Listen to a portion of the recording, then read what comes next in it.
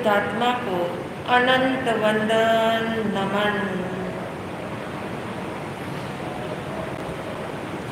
अभी चक्र की बात सुन रहे थे तो यहीं से प्रारंभ करते हैं।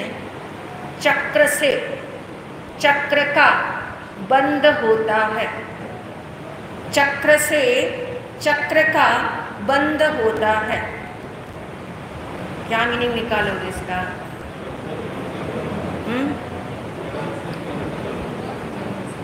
चक्र से चक्र का बंध होता है। कौन सा चक्र चल रहा है? कर्म चक्र। और चक्र से यानी कर्म के चक्र से, यानी जो बंधे हुए कर्म है, जो बंधे हुए कर्म है, उस बंधे हुए कर्म से चक्र चल रहा है। बंधा हुआ कब था कर्म? अनादि काल से, पास्ट में। जो अनादि का पास्ट है उसके द्वारा, उसके अंदर, उस काल में जो बंधे हुए कर्म हैं, और बंधे हुए कर्म से यानी बंध से बंध का चक्र चलता है।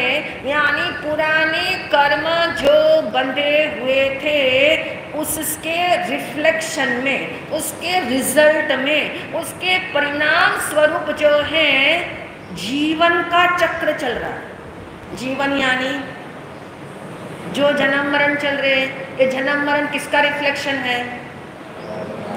पीछे स्टॉक का जो कर्म है, जो स्टॉक में पड़ा हुआ है, जो कारण शरीर है, जो सत्ता स्वरूप जितने जितने कर्म मौजूद है, फिर से एक एक जीवन मिलता है।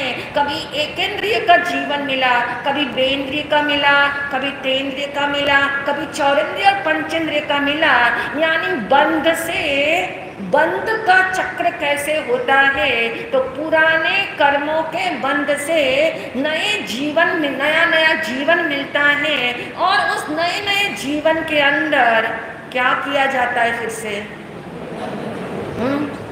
वो सारे कर्म उदय में आते हैं, और उन उदय के आने वाले कर्मों से हम उसमें उलझ जाते हैं, हम उसमें उलझाव पैदा कर लेते हैं और उलझ जाते हैं, अट्रैक्ट हो जाते हैं, और फिर से हम नया कर्मों का क्या कर लेते हैं? बंद कर लेते हैं। तो ये जीवन का बंध जो है, ये जीवन का बंध कब तक चलता रहेगा? ये जीवन कब तक मिलता रहेगा? जब तक कर्म है। जब तक कर्म जीरो नहीं होंगे तब तक जो है जन्म मरण जीरो नहीं होंगे, तब तक जीवन मिलता रहेगा। जीवन मिलता है, उसका नाम कि शरीर मिलता रहेगा। जब तक जीवन मिलता रहेगा मतलब शरीर तो मिलता ही रहेगा, लेकिन आप जानते हैं शरीर जो मिलता है एकेंद्रिय को मिलता है, बेंद्रिय, तेंद्रिय और चौरेंद्रिय को क्या मिल जाता है? शरीर के साथ इंद्रियां और विकसित रूप से मिलती है। एक एक इंद्रियां उनको विकसित रूप से मिल जाती हैं, लेकिन पंचेंद्रिय के अंदर पांचों इंद्रियां मिलती हैं, 5 इंद्रियों वाला जीवन मिलता है।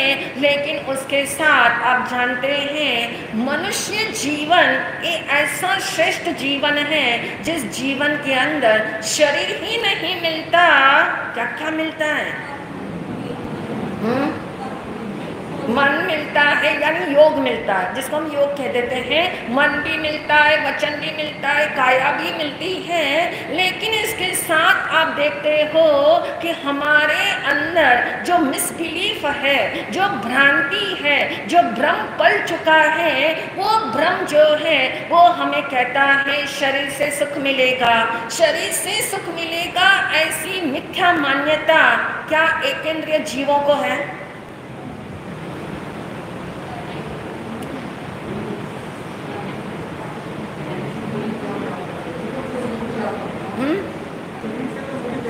बिल्कुल।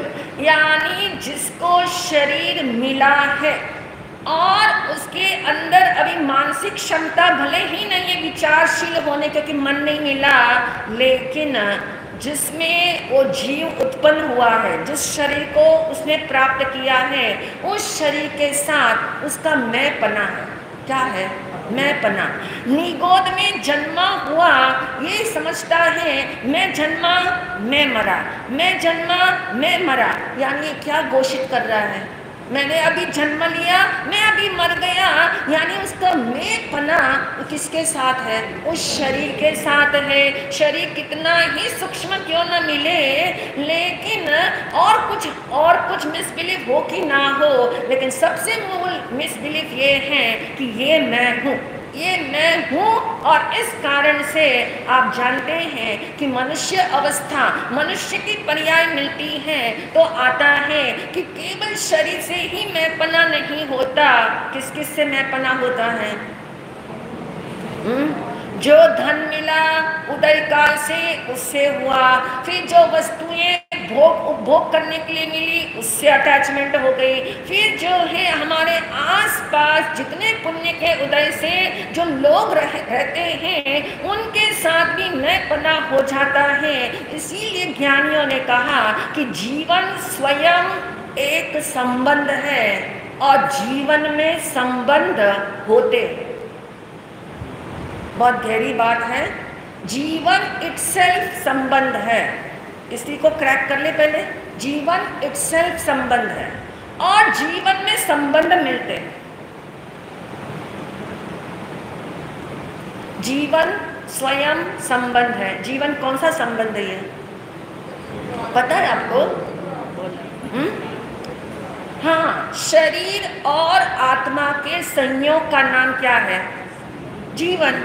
जीवन इटसेल्फ संबंध है, यानी जीवन जो चल रहा है इस शरीर और आत्मा का क्या है? संयोग है, और उसका नाम हमने जीवन कर दिया। तो जीवन जो है वो स्वयं जो है वो संबंध है और उसके अंदर संबंध होते हैं। संबंध में ही संबंध होते हैं, यानी जीवन मिला यानी संयोग संबंध मिला, और संयोग संबंध के अंदर अन्य अन्य अन्य चेतन लोगों के साथ हमारे क्या हो रहे हैं? कनेक्शंस हो रहे हैं। इसीलिए ज्ञानियों ने कहा इस संबंध को बहुत बारीकी से समझ लेना। बिना संबंधों के कोई व्यक्ति नहीं जी सकता, क्योंकि जन्म का पहला क्षण ही ऐसा है जो सारे आपके संबंधों को क्या कर रहा है?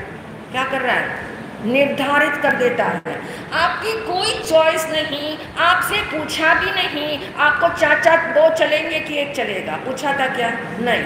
आपकी कोई चॉइस ना चलती हो जिसके अंदर वो इटसेल्फ जो है तय हो जाता है।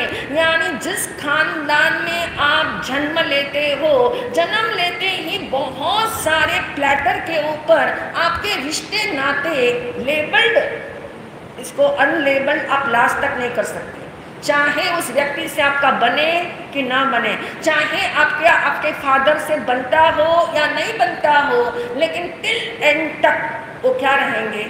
संबंध वही रहेंगे। संबंध अनलेबल्ड नहीं होंगे। संबंध जो लेबल लग जाते हैं, तो जन्म वाले जितने संबंध हैं, जन्म लेते ही जो संबंध सारे फिक्स हो गए, वो संबंध लेबल्ड संबंध है जिसमें लेबल लग जाता है, उसमें कोई चॉइस नहीं होती है, टिल एंड तक रहता है। चाहे उस व्यक्ति से आप लेन देन करो ना करो, लेकिन संबंध कायम रहते हैं। और वो नाम के भी संबंध हो पर नाम के भी संबंध रहते हैं। ये हमने इस पॉइंट को समझना इसलिए है क्योंकि जब तक ये बात समझ में नहीं आएगी कि जीवन इटसेल्फ संबंध है और जीवन में संबंध मिलते हैं, बनते हैं, तो जो एक संबंध आपको अभी बताया कि जो आपकी चॉइस के बिना का है। नंबर टू के संबंध ऐसे हैं जिसमें आपकी चॉइस चलती है। अब चॉइस जहाँ चलती हो तो हर आदमी दिमाग लगाता है। चॉइस में क्या है? स्वतंत्रता है। चॉइस के अंदर आपकी इंडिपेंडेंसी है। चाहो तो करो, चाहो तो ब्रेक करो, चाहो तो आगे ले जाओ, चाहो तो वहीं खड़े रह जाओ। यानी उसके अंदर आपको पूरी स्वतंत्रता है। और एक बार चुनाव करने के बाद चुनाव को बदलना चाहो तो भी क्या है? स्वतंत्रता है। इसका नाम ये हुआ दूसरी प्रकार का संबंध जो आप बनाते हो, जो आप चॉइस करते हो। लगता ऐसा है कि हम चॉइस करते हैं, लेकिन आगे आगे आप देखोगे, गहराई में चिंतन करोगे तो आपको ज्ञात होगा कि इसमें भी चॉइस आपकी कुछ भी नहीं है। इस जन्म की जितनी बुद्धि है, जितनी परख क्षमता है, उतना परख करके आप ओके करते हो कि नहीं? चाहे कोई बिजनेस डील करनी हो, नया कोई बायर आपका हो और आप थोड़ा बहुत उसको जानते हो और आप ओके कर लेते हो, किस बल पे करते हो? किस बल पे करते हो कि एक दो बार करके देख लेते हैं, नहीं तो नहीं जमेगा तो आगे से हम इस व्यक्ति से संपर्क नहीं करेंगे, आगे से डीलिंग नहीं करेंगे। ऐसा अंदर में पूरी मान्यता है, चॉइस है। जहाँ चॉइस है वहाँ बुद्धि जो है वो जिम्मेदारी लेती है। जहाँ चॉइस नहीं दी जाती वहाँ बुद्धि किसी प्रकार की जिम्मेदारी नहीं लेती, और इसलिए जहाँ चॉइस है वहाँ मन ज़्यादा उलझ रहा है। जहाँ चॉइस है वहाँ आपको जिम्मेदारी का बोध है, और वो जिम्मेदारी जो है वो किसी न किसी तरह से आपसे वो काम करवा लेती है। तो एक हो गया, बाहर में हमें लगता है चॉइस मिली, अंदर में आपको ये ज्ञात होना चाहिए कि कोई चॉइस यहाँ मिलती ही नहीं है। सब कुछ यहाँ पे क्या है? फिक्स है, मिक्स है और फिक्स भी है। सब कुछ लगता है मिक्स है और सब कुछ बहुत क्या है? फिक्स है। तो कहने का अभिप्राय ये समझ में आता है कि जो रिश्ते बाय बर्थ आपको मिलते हैं, जिसको हम खून के रिश्ते कहते हैं, जिसको हम ब्लड रिलेशन कहते हैं, जो रिलेशन पक्के पकाए हैं, जिसमें आपने कुछ करना धरना है ही नहीं, सिर्फ मात्र उसे जीना है, सिर्फ मात्र उसे निभाना है, ये वाले जो है वो खून के रिश्ते हैं। और नंबर 2 वाले रिश्ते जिसमें कहा कि बनाए जाते हैं, और बनाए गए रिश्तों में कुछ लोग जो है दिल से बनाते रिश्ते, जिसको दिली रिश्ते कहते हैं, दिल से, दिल प्रधान हो जाता है, दिल से इमोशंस देते हैं, दिल से सहयोग देते हैं, दिल से वो जो है फिदा हो जाते हैं, दिल से किसी का प्रभाव लेते हैं अपने अंदर। यानी कुछ रिश्ते जो बनाए जाते हैं वो इस कैटेगरी में होते हैं जो दिल वाले रिश्ते हैं, और उसी कैटेगरी के अंदर जो बनाए जाते हैं तो दिली रिश्ते, जिसको हम इमोशनल रिश्ते कहते हैं, इमोशनल जिसमें प्रधान हो जाए वो सारे इमोशनल रिश्ते हैं। नंबर 3 का जो रिश्ता बताया, दिमाग से चलते हैं, दिल का काम नहीं है बनाने के अंदर, दिल का काम नहीं, दिमाग से चलते हैं। अब दिमागी रिश्ते आप जानते हैं कि दिमाग रिश्ते यानी दिमाग पे पूरा जोर लगा के चलते हैं, दिमाग पे इतना स्ट्रेस लेते हैं कि ये सही चलेगा कि नहीं चलेगा, ये व्यक्ति मेरे काम आएगा कि नहीं आएगा। बहुत सारे एंगल से तराश करके हम जो है रिश्तों में चलते हैं, यानी दिमाग वाले रिश्ते जिसमें दिल का कोई काम नहीं होता, केवल दिमागी काम करते हैं। तो कुछ रिश्ते हमारे दिमाग वाले होते हैं। और नंबर 4 बता दिया, औपचारिक रिश्ते। औपचारिक यानी फॉर्मल, वेरी फॉर्मल, जिसको हम फॉर्मल रिश्ते कहते हैं। ना दिल चाहिए ना दिमाग चाहिए, उसमें ना दिल की कोई गुंजाइश है ना दिमाग की कोई गुंजाइश है। मिल लिया तो स्माइल कर लिया, नहीं मिले तो याद भी नहीं किया।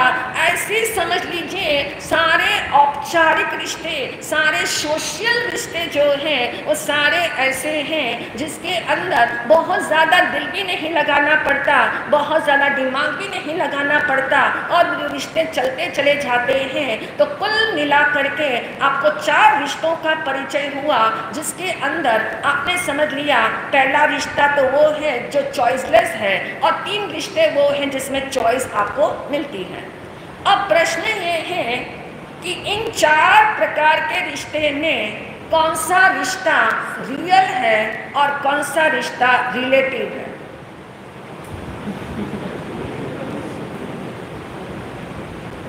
कौन सा?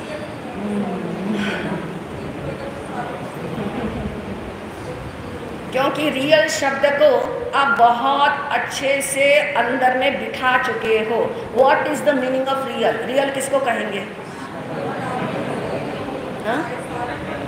जो त्रैकालिक है, जो तीनों काल में मेरा साथ न छोड़े, उसका नाम रियल।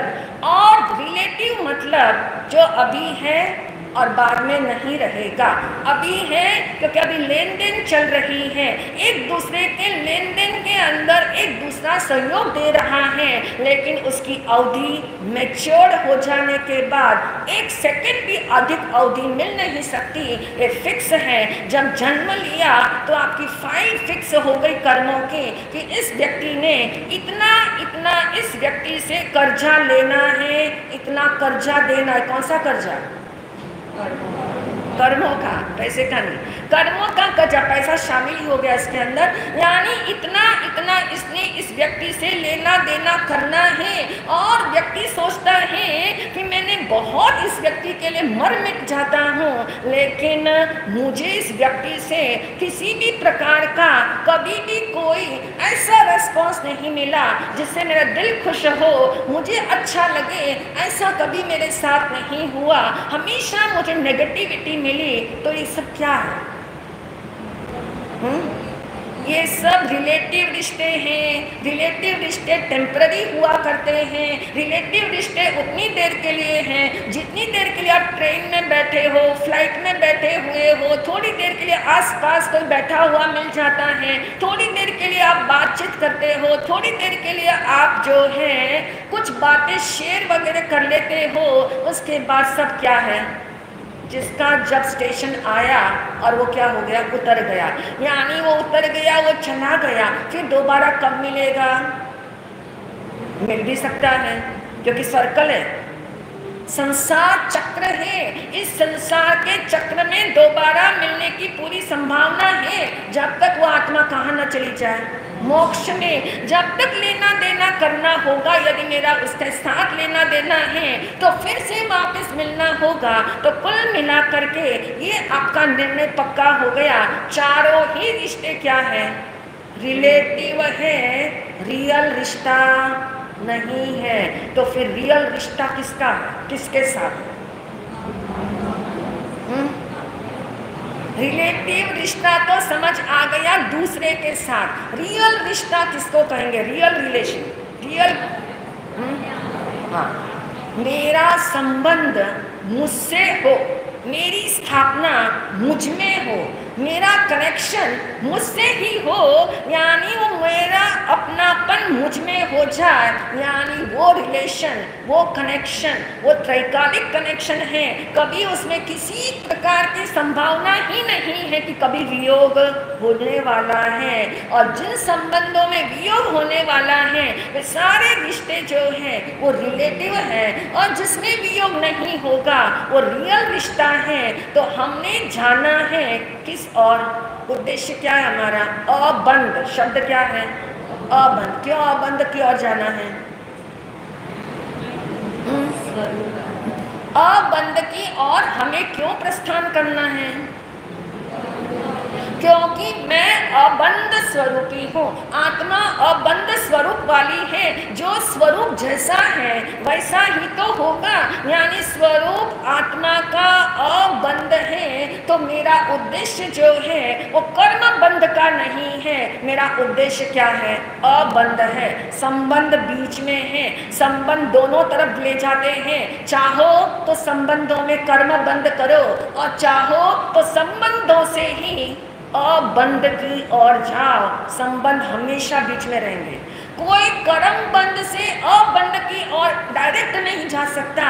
संबंध बीच में है। उन संबंधों की नौका में बैठ करके ही जाया जा सकता है। संबंधों की नौका को छोड़ करके नहीं जाया जा सकता, क्योंकि संबंध चाहे ये बाहर वाले क्यों ना हो, चाहे शरीर के साथ भी संबंध क्यों ना हो, सभी प्रकार के संबंध तो संबंध ही है।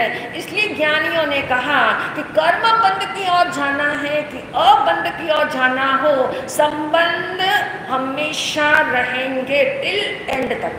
टिल एंड तक संबंध क्या है? रहेंगे। कौन सा वाला संबंध रहेगा? शरीर और आत्मा का, क्योंकि 13वें गुणस्थान के अंदर भी सहयोगी केवली गुणस्थान है और उसके अंदर भी क्या रहने वाला है, शरीर और आत्मा का संबंध रहेगा, टिल एंड तक ये संबंध रहेगा। और जो संबंध बाहर में रिलेटिव रिश्ते के रूप में दिखते हैं, वो सारे रिश्ते जो है मोह का विलय होते ही सारे क्या हो जाते हैं, विलय हो जाते हैं। इस मोह का विलय कैसे हो, उसी के लिए हमने नया शब्द ढूंढा था, और वो कौन सा शब्द था, संबोध। शब्द क्या था, संबोध। अब संबंध आपको कर्म बंध की ओर ले जा सकते हैं और संबंध आपको अबंध की ओर भी ले जा सकते हैं। यदि अबंध की ओर जाने का उद्देश्य हो तो फिर कैसे जाएंगे, हमने इक्वेशन कल बनाया था कि संबंध प्लस संबोध इज इक्वल टू अबंध, और संबंध माइनस संबोध, तो कहाँ जाएंगे, कर्म बंध की ओर जाएंगे। यानी जिन संबंधों में संबोध का अभाव है, जिन संबंधों में सम्यक समझ का अभाव है, जिन संबंधों के अंदर बेस ही अभी सही नहीं है, यानी जिसे रियलिटी का ही पता नहीं है, तो वो संबंध जो है वो कर्म बंध की ओर ले जाते हैं। तो अब हमारी जिज्ञासा ये है, हमें जानना है, हमने ये संबंध जो हमारे सो कॉल्ड संबंध है, रिलेटिव रिश्ते हैं, इस जीवन के अंत तक जो रहने वाले हैं, उन संबंधों को कैसे जिया जाए, उन संबंधों के पीछे हमारा एम क्या है, और वो एम के अंदर एक एम बता दिया था, और वो एम कौन सा था, आपको चिंतन करने के लिए दिया था, हाँ कौन सा, रियलाइजेशन। यानी दो शब्द दिए थे आपको कि हमारे संबंधों के पीछे कौन सा उद्देश्य काम कर रहा है। एक शब्द दिया था रिलैक्सेशन और दूसरा शब्द दिया था रियलाइजेशन। ये संबंध, सो कॉल्ड संबंध, रिलेटिव रिश्ते जो दिखते हैं वो किस वास्ते बने हुए हैं,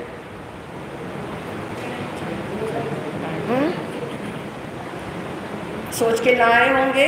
रियलाइजेशन वाले कितने, रिलैक्सेशन वाले कितने।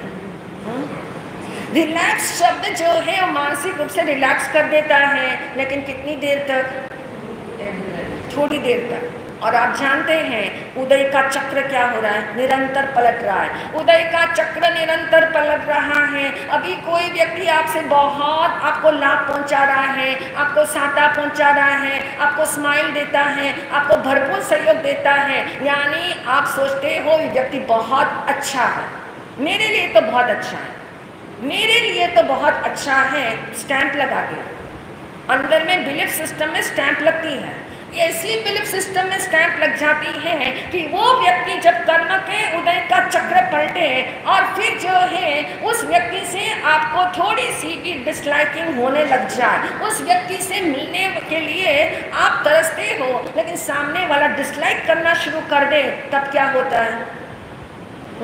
यानी समझना ये है कि जो संबंध बने हैं वो किस वास्ते बने हैं, तो कल हम इसका पक्का निर्णय करेंगे, क्योंकि किस बेस पे निर्णय करना है वो बेस पक्का होना चाहिए। यदि शब्द है रियलाइजेशन और एक शब्द है रिलैक्सेशन, किसके वास्ते हम संबंध बनाते हैं, रिलैक्स होने के लिए बनाते हैं या रियलाइज होने के लिए बनाते हैं, और रियलाइज होने के लिए बनाते हैं तो उसका बेस क्या होना चाहिए, वो बेस का भी आप विचार करके आना इन्हीं भावों के साथ।